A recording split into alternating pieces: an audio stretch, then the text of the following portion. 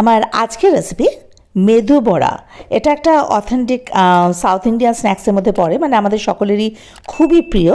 তো আজকে সেই মেদু বড়াই বানাবো, কিন্তু এটা পোহা মানে চিড়ে দিয়ে বানাবো। এটা ওই একই রকম সাম্বার ডাল আর নারকেলের চাটনির সঙ্গে পরিবেশন করা যায়, দারুণ লাগে খেতে। তবে একটা ব্যাপার, যেহেতু চিড়ে দিয়ে হচ্ছে, এটা কিন্তু চটজলদি হয়ে যায়, একদমই সময় লাগে না এই মেদু বড়াটা তৈরি করতে। তো চলুন দেখে নেওয়া যাক এটা আমি কীভাবে তৈরি করছি। তো প্রথমে আমি এখানে ওই মেজারিং কাপ মেপে 1 কাপ চিড়ে নিয়েছি, একদম পাতলা চিড়ে নিয়েছি, এটা আর কি ধুতে ধুতেই প্রায় নরম হয়ে যাবে একদম। তো চিড়েটা আগে এরকমভাবে জল পাল্টে পাল্টে বেশ সুন্দর করে ধুয়ে নেবো, মোটামুটি 3-4 বার। বললাম না, একদম পাতলা চিড়ে, ধুতে ধুতে কিন্তু এটা নরম হয়ে যাবে। দেখুন, এটা ভালোভাবে ধুয়ে একটা ছাঁকনিতে রেখে দিয়েছি পুরো জলটা ঝরে যাওয়ার জন্য। এবারে আলাদা একটা পাত্রে ওই জল ঝরানো চিড়েটা আগে নেব, আর নেব টক দই, চিড়ের সমপরিমাণ টক দই, মানে আমি 1 কাপ চিড়ে নিয়েছি, তার জন্য 1 কাপ টক দই নিলাম। আপনারা যদি বাটি বা কাপ মেপে নেন, সমান পরিমাণ নেবেন, এটা খালি মাথায় রাখবেন। তো এবারে চিড়ে আর টক দইটাকে খুব ভালোভাবে মেখে নিতে হবে।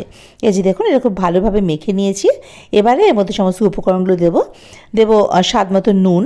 আমি এখানে ওই হাফ টিস্পুন মতো নুন দিলাম। কাঁচা লঙ্কা কুচি একটা দিয়েছি, আপনারা যে যেরকম ঝাল খান সেই অনুযায়ী কাঁচা লঙ্কা বাড়িয়ে কমিয়ে নেবেন। ধনে পাতা কুচিয়ে দিয়েছি, এখানে আমি ওই 1 মুঠ মতো ধনে পাতা কুচিয়ে দিয়েছি। কারি পাতা, কারি পাতার 3টে স্ট্র্যান্ড নিয়েছি, তাতে যে কটা পাতা হয় ভালোভাবে ধুয়ে এই পাতাগুলো কুচিয়ে দিয়েছি। ধনে পাতাটাও কিন্তু খুব ভালোভাবে ধুয়ে নিতে হবে।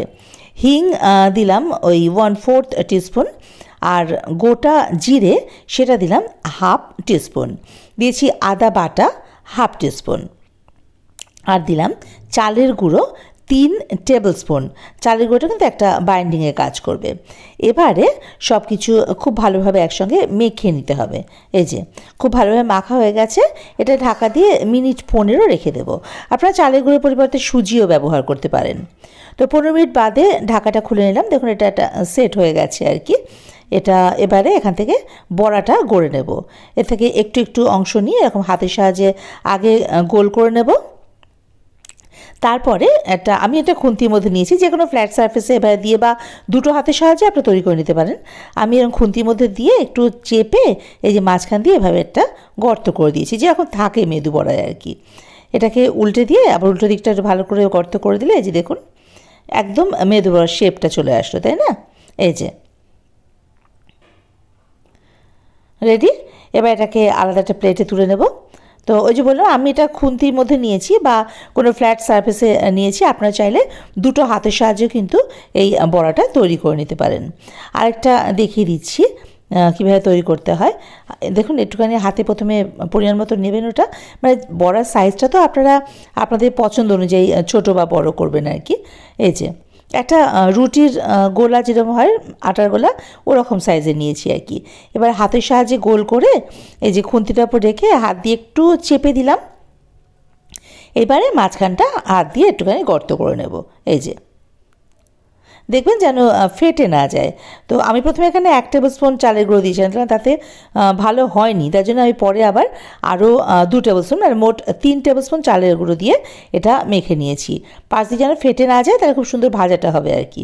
এই যে দেখুন রেডি হয়ে গেল। এভাবে করে প্রত্যেকটা বড়া আর কি তৈরি করে নিতে হবে। এই যে তো বড়াগুলো রেডি। এবার তো এটাকে ভাজতে হবে, আর এটা কিন্তু ভীষণ তাড়াতাড়ি হয়ে যায় চিড়ে দিয়ে করাটা, কোনো ঝামেলাও নেই, বাটাবাটিরও ঝামেলা নেই। এই যে দেখুন, দেখতে একদম মেদু বড়ার মতো লাগছে, আর খেতেও কিন্তু ভীষণ ভালো লাগবে। তো এবারে ভাজার জন্য একটা ফ্রাইং প্যান বসিয়ে নিলাম ওভেনে, তাতে সাদা তেল দিয়ে দিলাম। এবার তেলটাকে একটু গরম করে নিতে হবে।